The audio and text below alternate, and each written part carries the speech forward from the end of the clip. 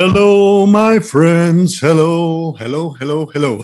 Welcome to the program agenda. It's a Wednesday on the third day of August 2022. I do hope that you are all looking forward to the day. And well, I have to heads up because a reason I'm cheerful, well, only partly cheerful, is because I am now about to start my forced vacation. Forced vacation because everybody around me has said, enough, Mr. Beltran, you need to take a break. And I do hope that all of you watching would consider that. If you have been running full speed for the last 18 months like we have here on Agenda, and like me doing my columns in the Philippine Star plus other stuff, chances are you are going to go low bat, and that has happened to me. My allergies have been popping up. Yesterday, I had a low sugar episode, and I would like to take this time to thank the three gentlemen I was having lunch with yesterday. They were prominent businessmen, and I was supposed to sit down with them for interviews, but even before the lunch could start, the room just started spinning, and I found myself in the hands of an able nurse at the Shangri-La Hotel. He heads a Shangri-La Hotel, taking my blood pressure, and I was being given 2 glasses of Coca-Cola to boost my sugar. So thank you for the 3 gentlemen. You know who you are. Thank you for being so kind to check on me. And so anyway, let's get on with the day. So if you are feeling low, feeling tired, exhausted, yung katawan po ninyo, that is also a machine made of flesh, and it is the machine that produces the wealth, the income, and takes care of the family. Take care of the machine, okay? Now, for our daily starter, it is from the book of Psalms 91, verse 1.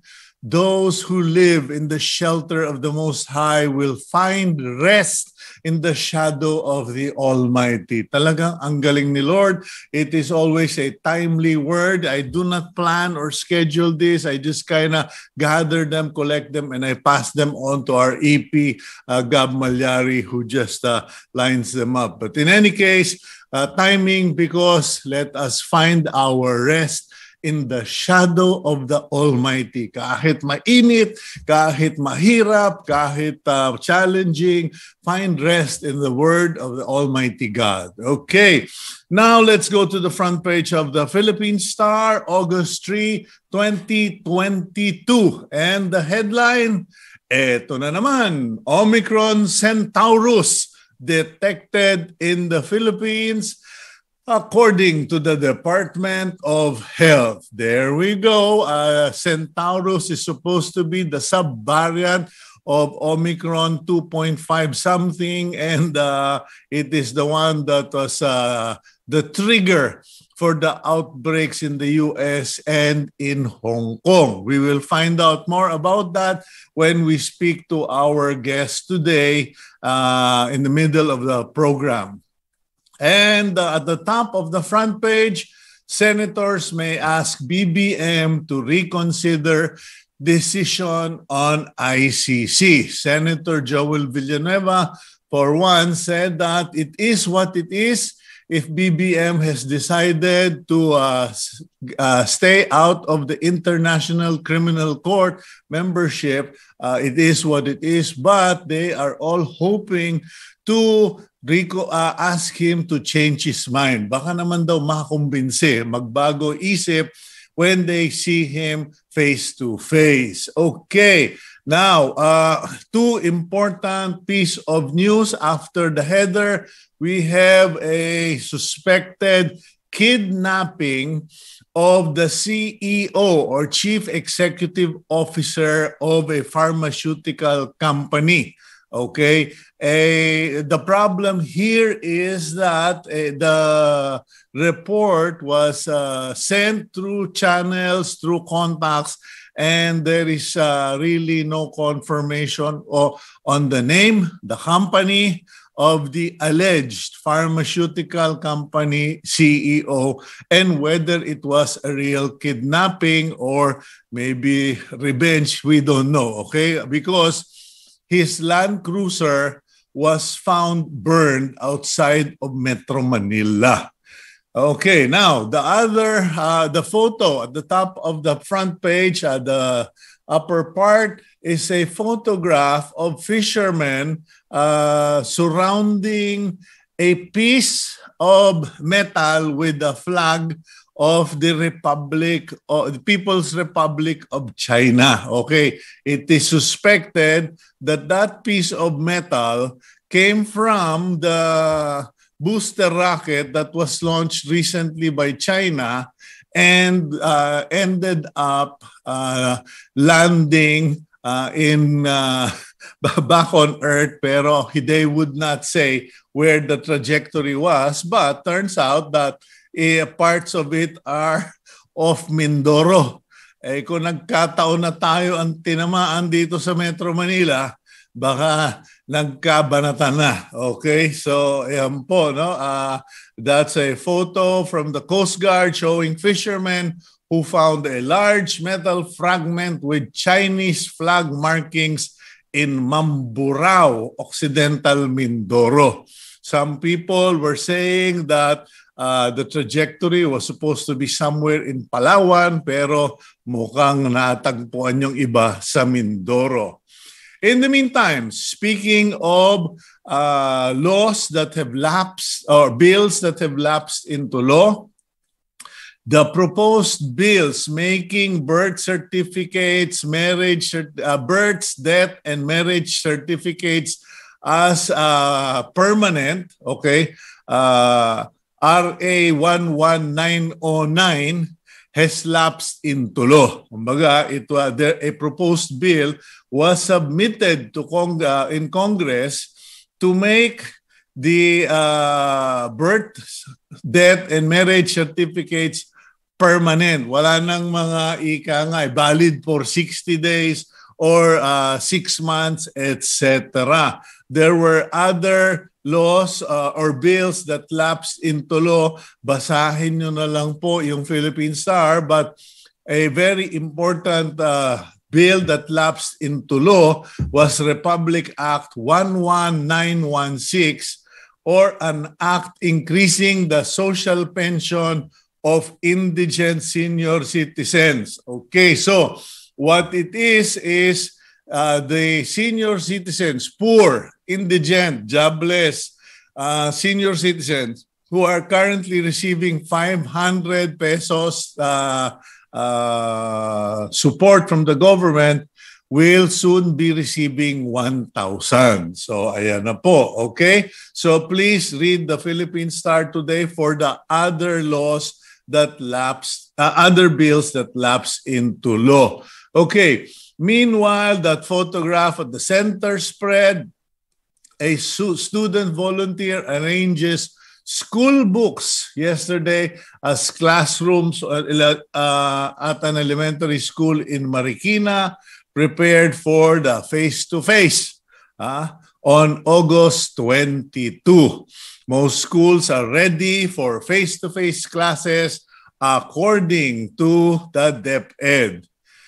Below that story, Metro Manila Development Authority, MMDA, defends stiff fines for no contact apprehension. Ayan na po. Lalong lalaki ang away dito. There has already been a growing protest regarding the no contact apprehension being implemented by local government units independent of the MMDA, but now lumalabas parang isang official, one official of the MMDA officer in charge, Baltasar Melgar, has issued a statement saying that you know, they are going to stand firm on this. Parang medyo nakakalito kasi yung engineering traffic engineering unit sabi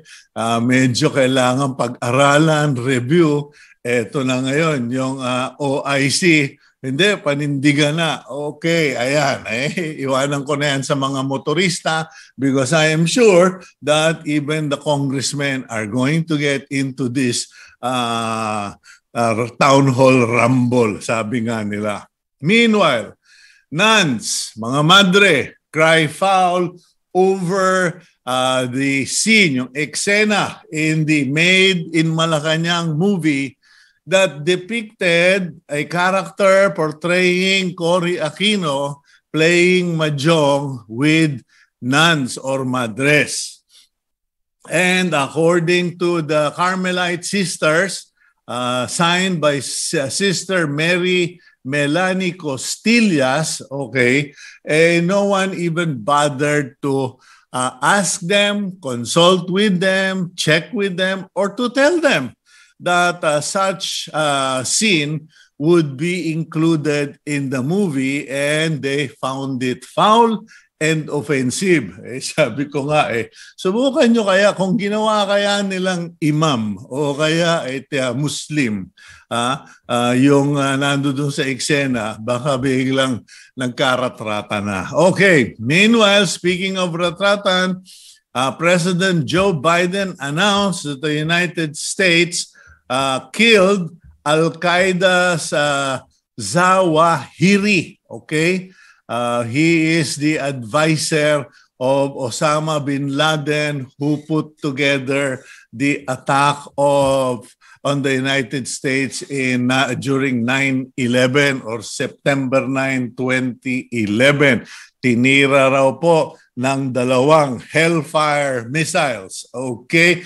After an hour after sunrise on July 31. Okay, so those are the bits and pieces of the news. And for details, please read the Philippine Star. They are available. It's available online. Okay.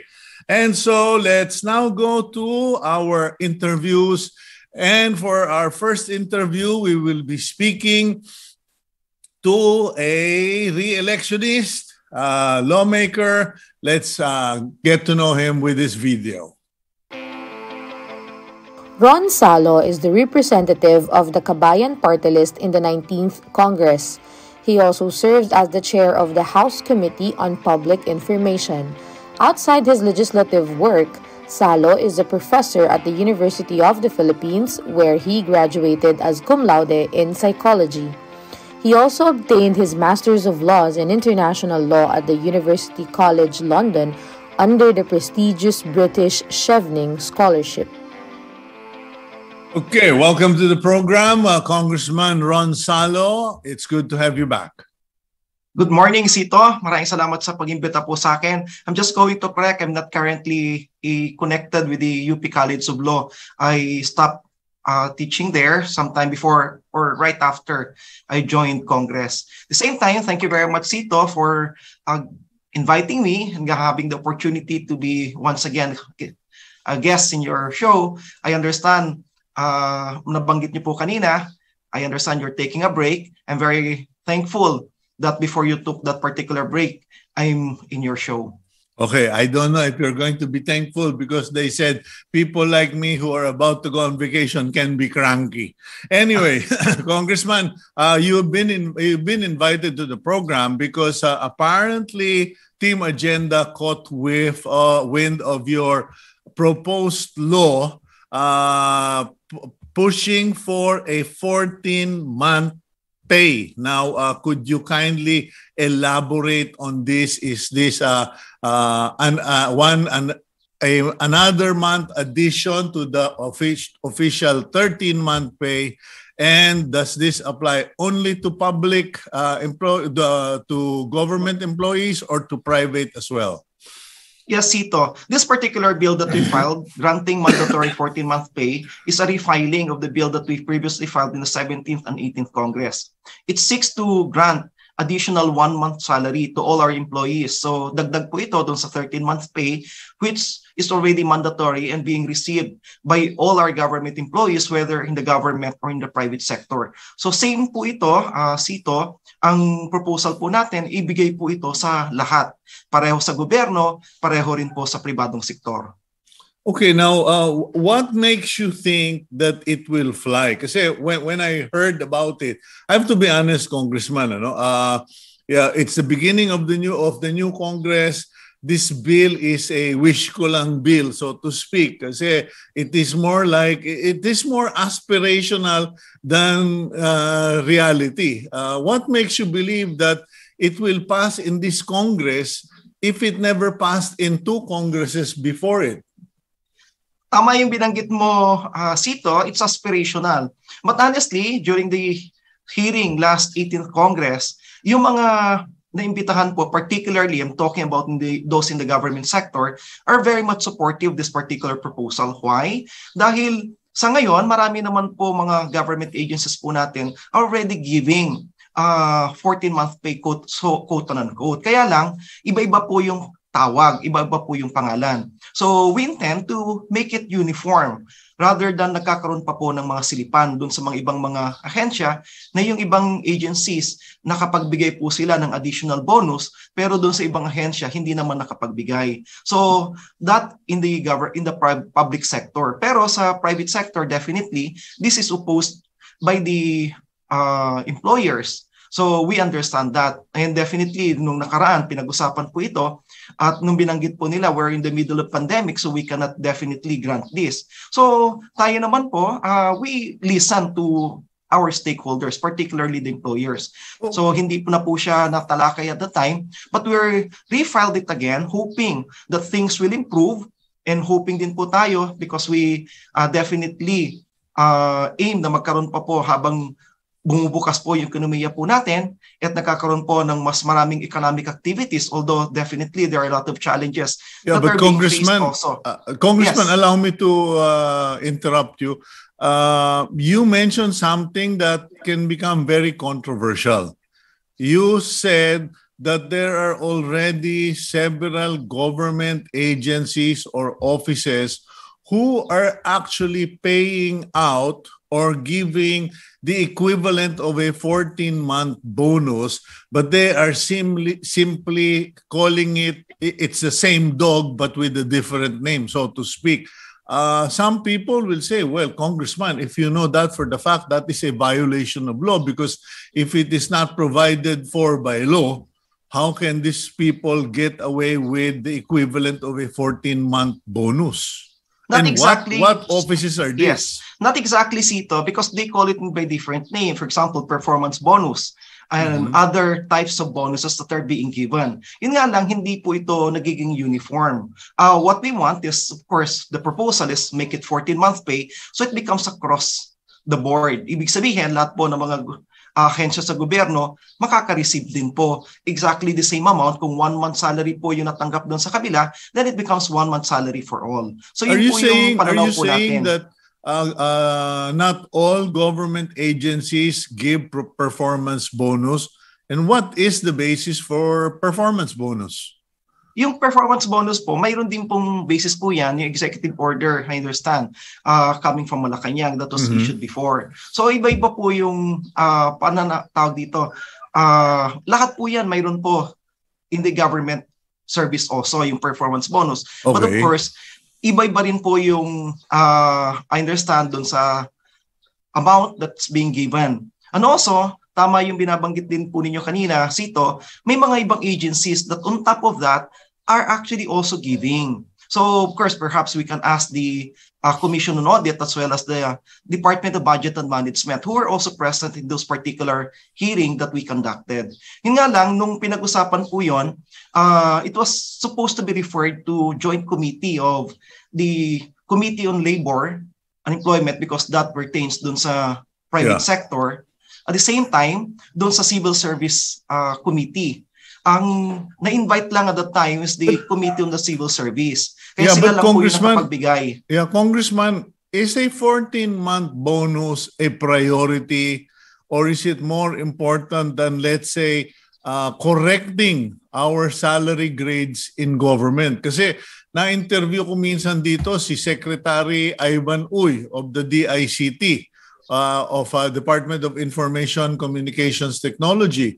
And he, among others, have pointed out na yung salary grades para sa mga specialists are so below the industry standard na ayaw patulan. For instance, yung sa mga IT experts, Secretary Uy said, paano natin makukuha? Ayaw naman natin ng bayaran ng tamang sweldo. And that seems to be a recurring song. Kumbaga, lagi nare-replay ang kanta na yan na ayusin natin yung level or standards ng sweldo. Uunahin pa natin yung 14-month bonus na yan. Cito, siguro dun sa binabanggit po nila na kailangan po na taasan po yung salary para dun sa mga IT experts, hindi na natin kakailanganin po ng batas po doon. So dahil reclassification lang po ang tawag po doon. Yung specific salary for specific grade within the government, kakailanganin po ng batas po yun. Pero yung salary grade na ibinibigay po doon sa isang empleyado, yan po ay tinatasa in collaboration with the Department of Budget Management and other agencies of the government, particularly, syempre, yung proponent, which is the agency concerned. So shouldn't we prioritize that over a 14-month bonus? Because, if you correct the disparities in salaries or make the current rates more realistic, kung ika nga nila relevant to the cost of a real cost of life or living, mas long-term ang benepisyo kaysa sa one-time, big-time na 14-month bonus. Sa tingin ko naman, Cito, hindi naman po ito consistent sa binabanggit po ninyo. This can be pursued simultaneous. And definitely, ang kakailanganin lang po nila doon is to coordinate and collaborate with the Department of Budget and Management, which is empowered to make the necessary reclassification without the need of going through Congress for the granting that particular increase. Okay, but do you think, assuming na lang, assuming for argument's sake, pumasa sa Congress, pumasa sa Senado, papasa ba yan sa Malacanang given the fact that they are now pushing for right-sizing and the closure of non-essential or redundant offices? Yes, maganda yung tanong mo, Cito. But I suppose, yung konsepto naman ng right sizing, hindi ibig sabihin naman po nito ay tatanggalin lahat ng mga opisina.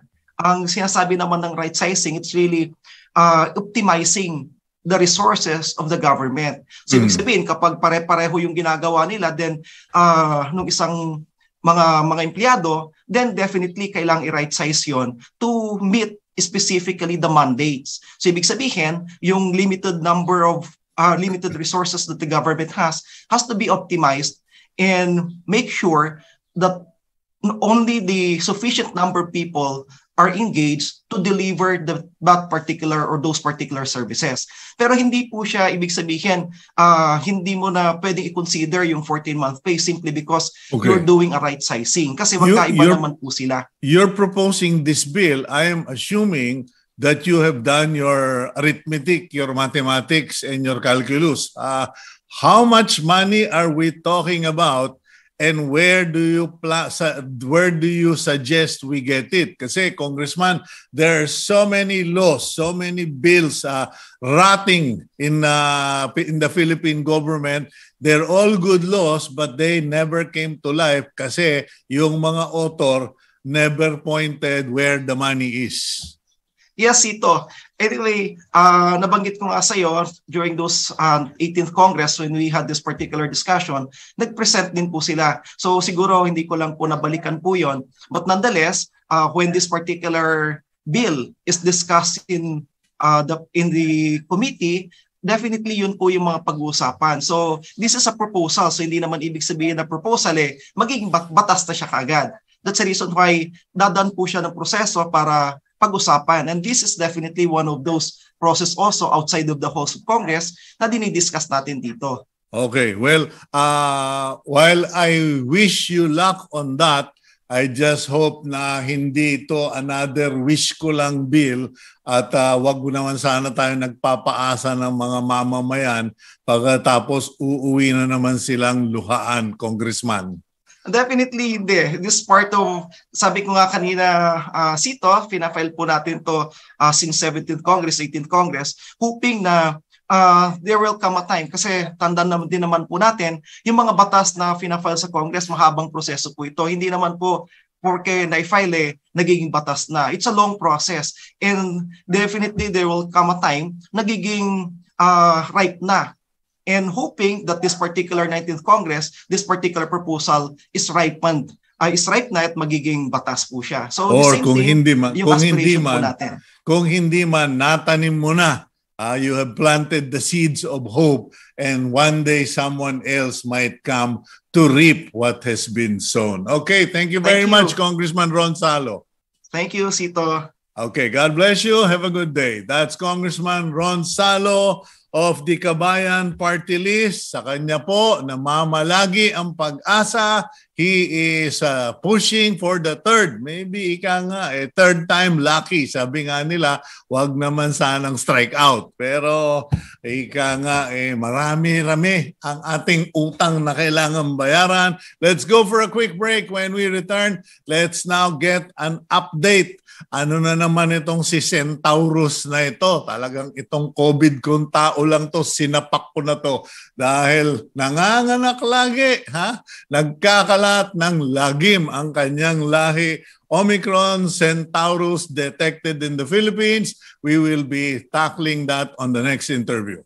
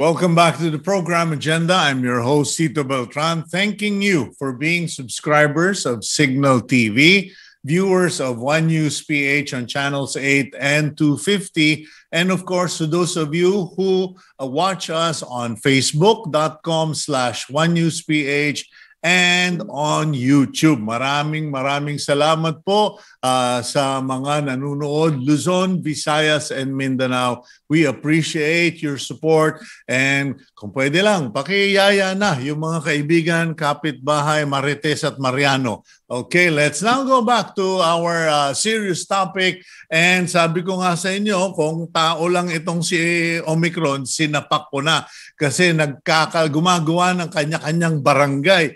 Now, meron na naman siyang inanak. They call it Centaurus. Let's discuss this with the expert, a regular here on Agenda. Please watch this video. Dr. Rontgene Solante is a highly respected infectious disease expert in the field of medicine. He is currently a member of the Health Department Technical Advisory Group. Dr. Solante holds various chairmanships in different hospitals, such as the Section of Infectious Disease and Committee on Infection Control at Medical Center Manila, and Adult Infectious Disease and Tropical Medicine Fellowship Program at San Lazaro Hospital.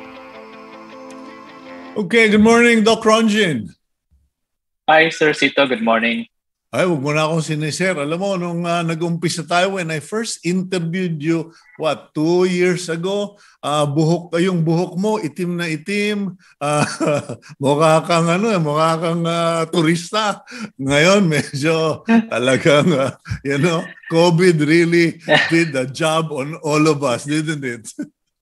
Yes, dahil na to sa 2 years na effect ng pandemic.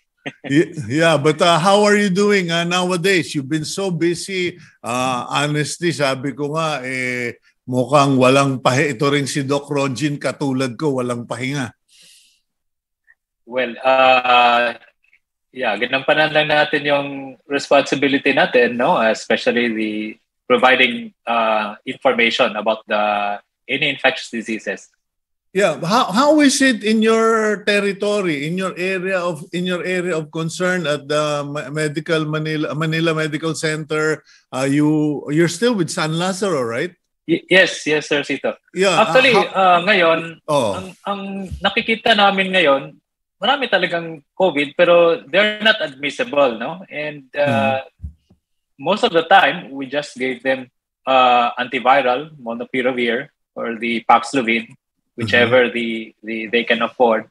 Dito naman sa San Lazaro, nandun pa rin yung mga pasyente namin na severe, kailangan ng oxygen, and yung building namin na nakalaan doon sa COVID, we call this the emergency and re-emerging infectious disease wing na bago na building ngayon. Medyo puno kami sa critical care area namin, puro mga severe COVID naman to. Yeah. How is this situation regarding, I don't know how to say it. Kumbaga, on the ground. Kasi I was in a business meeting yesterday, and one of the guys there said, "Oh, my wife just got COVID," and then the lawyer said, "Oh, our so-and-so can't join us because he just had COVID." Or so-and-so just came out of COVID. But what the common thing, yung lagi nilang lahat sinabi was, hindi nila namalayan. And I'm worried na baka ang situation ba, kumbaga kuminsan nagkakahawahan, hindi alam ng tao na COVID na pala sila, tapos naka-recover na rin sila. Is this happening now? Yeah, correct, no? Tama ka dyan, Cito, no? This is what's really happening. Yung tinatawag natin na household attack rate. Ibig sabihin, 2, 3 sa pagkapamilya, no? Or sa mga in a cluster of empleyado sa isang workplace. Or even dito sa mga hospitals, no? Na may mga doctors na nagpa-positive. And most of them only have very mild symptoms. The most is ang very characteristic ngayon, yung ubo at saka yung severe throat pain. And yung nasal stuffiness na parang punong-puno yung paghinga nila, hindi nahirapan sila. But it's not about the lower lungs, no? It's not about the pneumonia. It's really on the upper respiratory, which is quite bothering to them. And nakikita namin ngayon 3 days, 5 days. After that, nawawala na. And they're okay, no? So, this is a different type, like what we experienced before with flu or yung other respiratory viral na upper respiratory tract na 3 to 5 days nawawala, no? Mabilis mawawala, especially siguro dahil bakunado na rin siguro. So nagkakahawahan na hindi pa nila alam. Yes, correct. Marami nang nahawaan, tapos yung iba nga hindi nga nila alam kung yung very mild symptoms COVID ba 'yan, pero nung yung isang nahawaan mas medyo mataas-taas yung sintomas, doon na lang niya nalaman na mukhang galing sa isa. Parang gano'n ang nangyayari ngayon. Ayun. Okay, so which emphasizes the need for everyone to really go around with the face mask. Nako, ako isa na ako doon. Pag pumunta sa meeting, bakunado naman kayong lahat, di ba? No symptoms. Sige, but I know some friends, they will not conduct any meeting unless everyone attending the meeting nagpa-antigen. So yes, talagang may problema pa rin tayo, and short of having everybody undergo antigen testing, talagang kailangan pa rin yung social distancing and wearing of masks. Yes, correct. No? And alam natin, Cito, no? Even with this tinatawag na Centaurus, this is also as transmissible and highly evasive to the neutralizing antibody na napoproduce ng bakuna. No? So I would predict talaga madadaanan pa rin tayo nito, maski bakunado ka. But the one thing more important there, hindi ka maka-hospital, hindi ka maging severe, which is hopefully naman na protektado yung mga vulnerable population pa rin ang minomonitor natin. Okay, real facts, real life, Centaurus, is it any different? Is it worse than the current stable? Ika nga, sa sobra sa lahat ng mga barangay COVID, ito ba isa lang membro ng barangay o talaga bang cause of concern to? Well, ang nakita natin dito, first thing is that this BA 2.75 has been reported already in 15 countries. Okay? And ang pinakamalapit niya na pinakamarami ngayon is India, no? Because this also originates in India. Mm-hmm. Now, the problem here is that there are data, may mga konting data na this may cause severe infection, especially sa mga walang bakuna and yung mga vulnerable population. In fact, may mga data na napupuno yung mga ibang hospitals in India and in other countries like US. And most of those admitted are really the 60 years old and above, those with a lot of comorbidities, which is expected. No? Kaya ang ano natin dito, we really need to be careful pa rin. Maski sasabihin natin, in majority of people, it's mild. Pero hindi natin masasabi yan sa mga lolo-lola natin or those mga diabetes or may mga hypertension, because anytime they can get the mild, there is always a possibility na mapupunta yan sa hospital. So it's the usual health protocol, need for vaccination, etc. Now, nabanggit mo yung booster. Kahapon, someone that I highly respected was the second person to come to me. He actually asked me, Cito, can I ask you a favor? I said, what is it, sir? And he said, can you please investigate, determine, and talk about reports na yung booster shot na yan, yung vaccine na yan, there are cases being reported na mas nadadali pa or is causing more reinfection than those who have not been boosted, etc. Now, I trust you, Dr. Solante. You know, you are not going to become a department head, and you are on the ground in one of the toughest medical facilities in the country, if not in the region.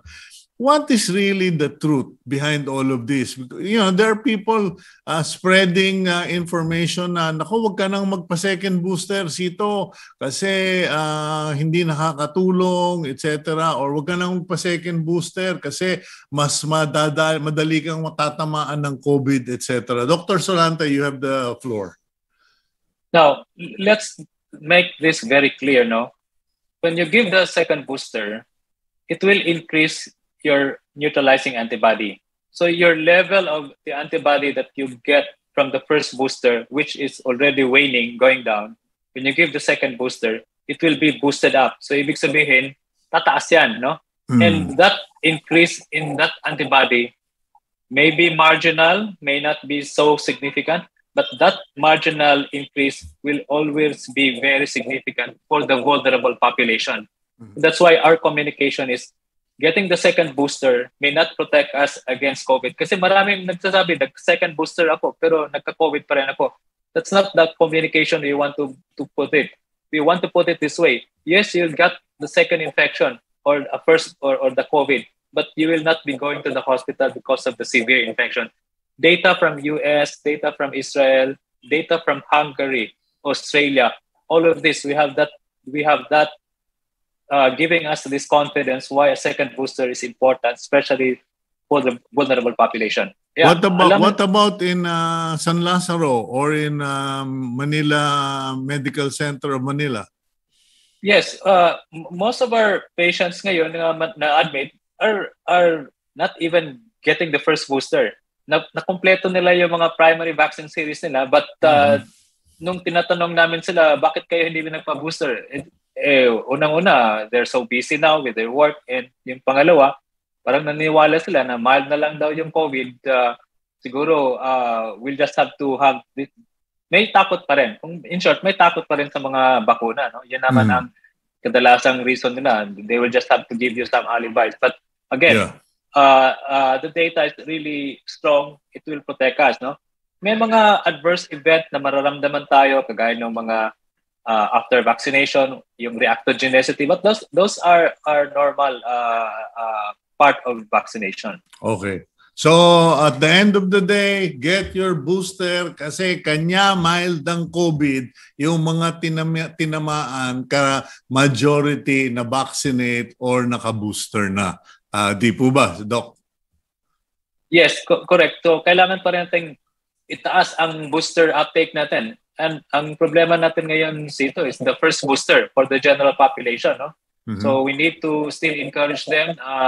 Merong programa na ngayon ang Department of Health na pataasin natin yung booster natin, especially that's the goal of our present administration, the first 100 days. Okay, thank you very much, Dr. Rontgene Solante. As always, you're very helpful and you boost our confidence and our trust. And please take care of yourself. Relax ka rin. Ako magre-relax din. God bless you, Dr. Rontgene. Thank you. Thank you. Okay, that's Dr. Rontgene Solante, and we will go for a quick break, and when we return, it's an important topic, okay? Kasi yung iba sa atin, binabaliwala. One of the reasons I'm taking a break is because a few days ago, well, actually 4 or 5 days ago, medyo nagkaroon ako ng vision problem. Most of you did not notice it, but I was stepping away from the camera because my eyes were bloodshot because I had a problem. Okay, so we're talking vision problem when we return here on Agenda.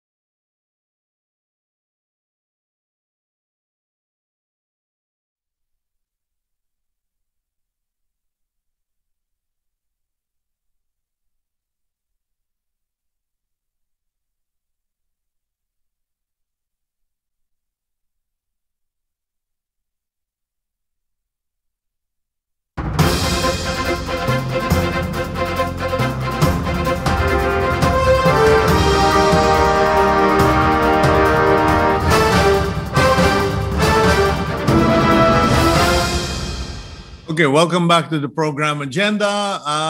For this part of our program, we are bringing in an expert regarding Vitreo-Retina. Okay, or bahala na siyang mag-discuss nito kasi nosebleed.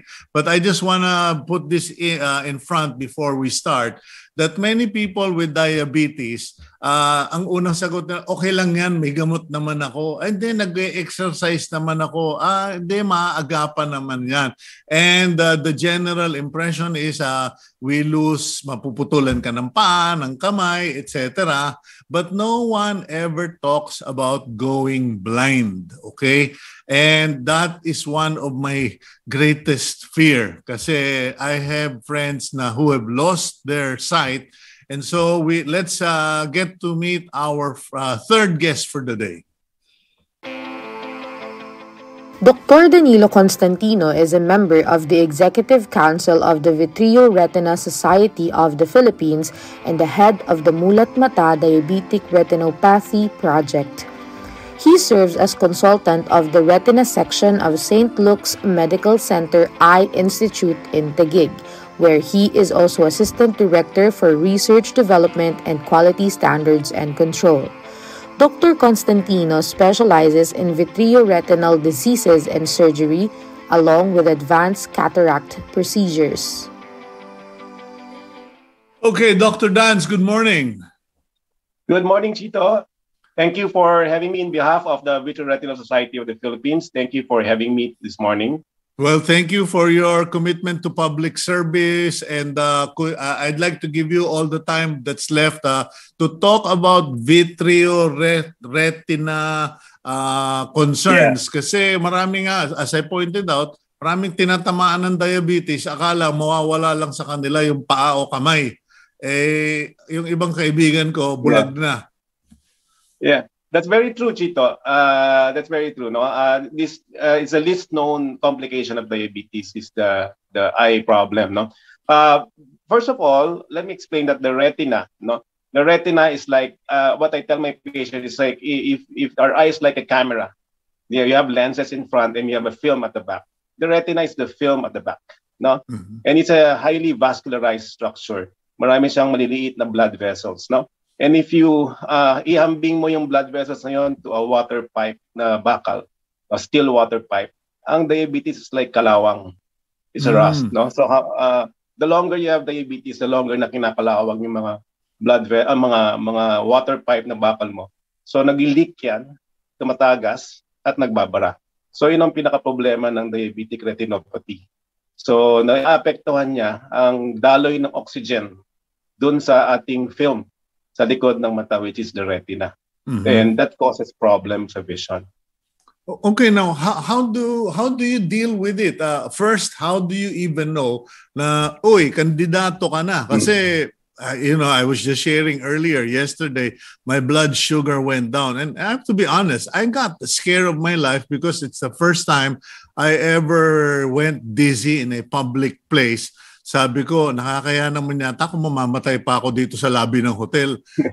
Yung pala, nag-low blood sugar na naman ako, and this is the second time. But fortunately, I'm not diabetic as far as I know. But how do you know that you're a candidate for this diabetes-related retina deterioration? Problem. Yeah.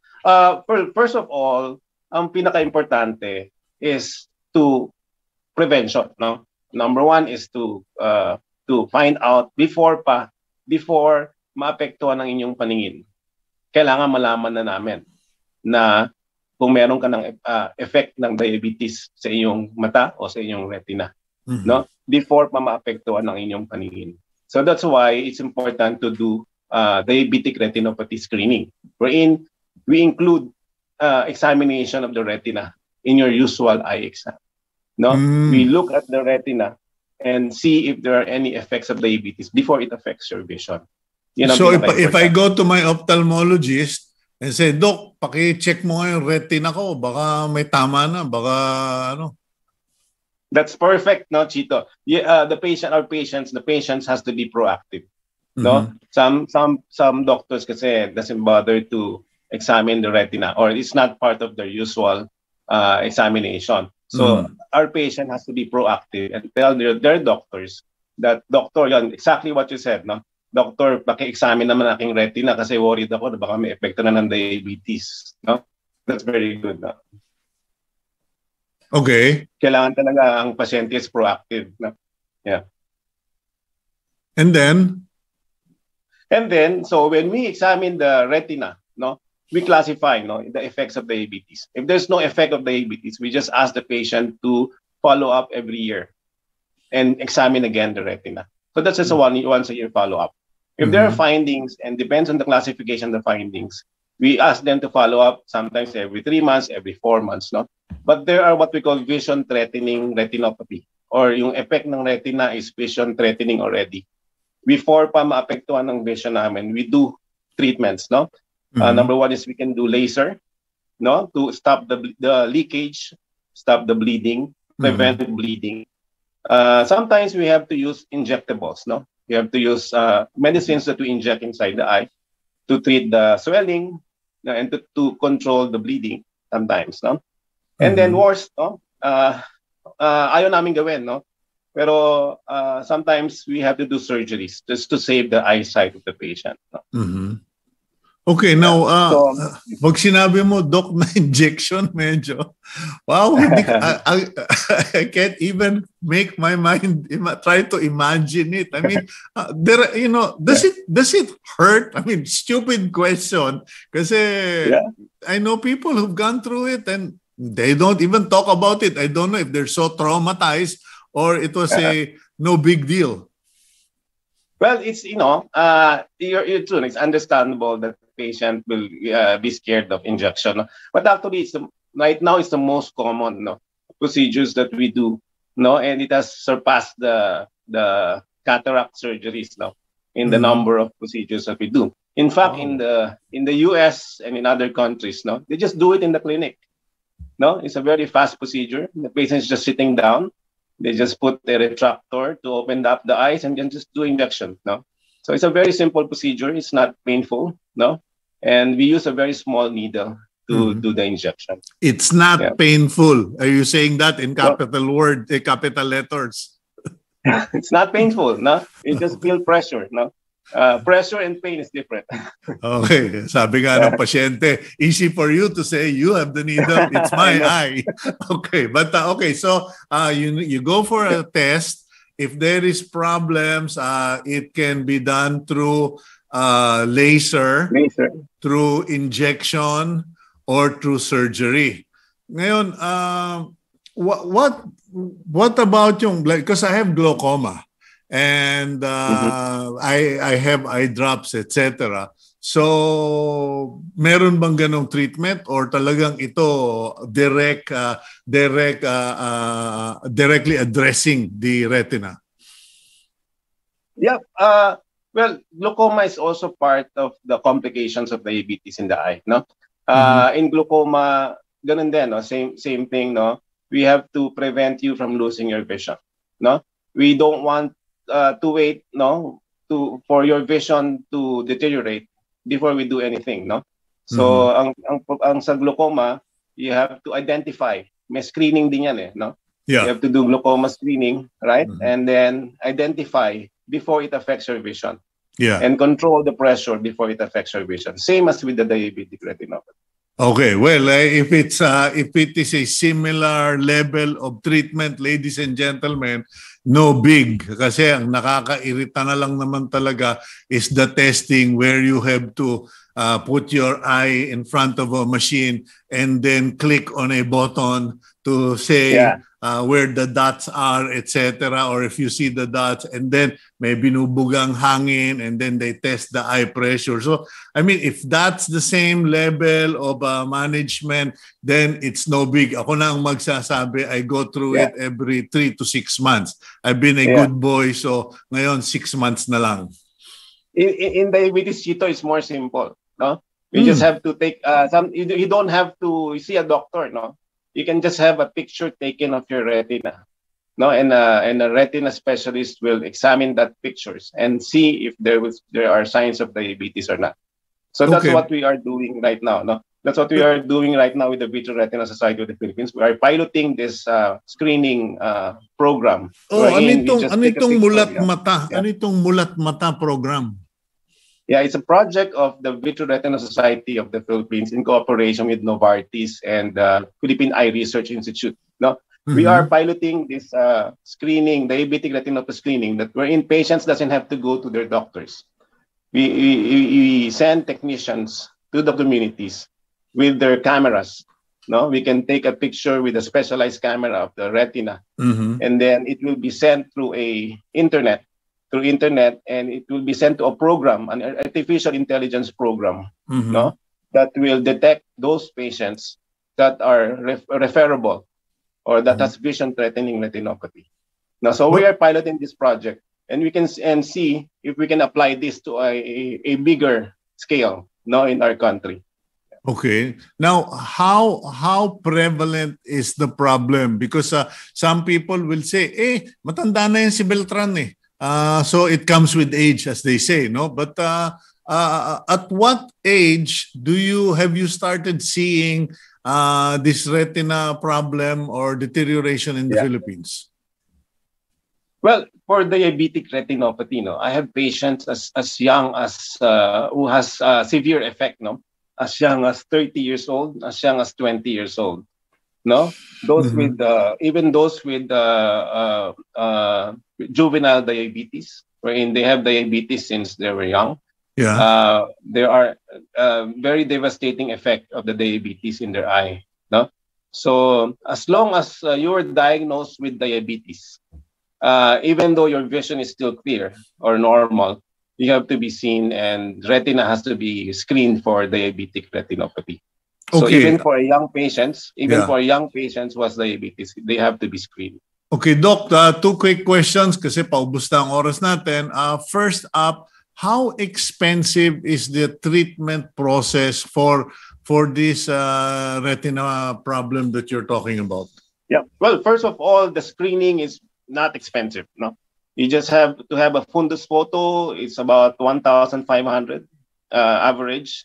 Or if you have a consultation with an ophthalmologist, probably 500 to 1,500. It varies the consultation fee for the diabetic retinopathy screening, no? Oh, and let me qualify, no, mga kaibigan, kasi po, yung si Dr. Dance, medyo first class doctor yan, eh, no? Yung rates niya, private sector. Pero, you know, I am a champion of public hospitals. Yeah. There are so many public hospitals with the same level of equipment. Like yung Rizal Medical Center, yung Philippine Children's Hospital, yan yung mga favorite ko, yung Heart Center. Depending on the need, they have the equipment. You don't necessarily have to go to a private hospital. Affordable naman yung testing. Okay, then you were saying, Doc? Yeah, that's very true, Chito. A lot of our DOH government hospitals has these machines, has these qualified doctors to do screening, no? So mas mura to prevent or to identify your disease early. Now, if you undergo laser, Sorry kasi bigla akong binip dito na last minute na tayo. Okay. Para yun doon sa mulat mata kasi that is the cheapest, I think, or most affordable way to determine. How do barangay captains arrange for your society to visit their locality for a mulat mata program? Oh, well, we have a website, the vrsp.org.ph, no? It's a website of the Vitreo-Retina Society of the Philippines, wherein we can send inquiries regarding the project of the Mulat Mata. Okay, BRSP website po, hindi po BST. At pag BST, baka magsayawang kayo, okay? It is the Vitreo-Retina Society of the Philippines.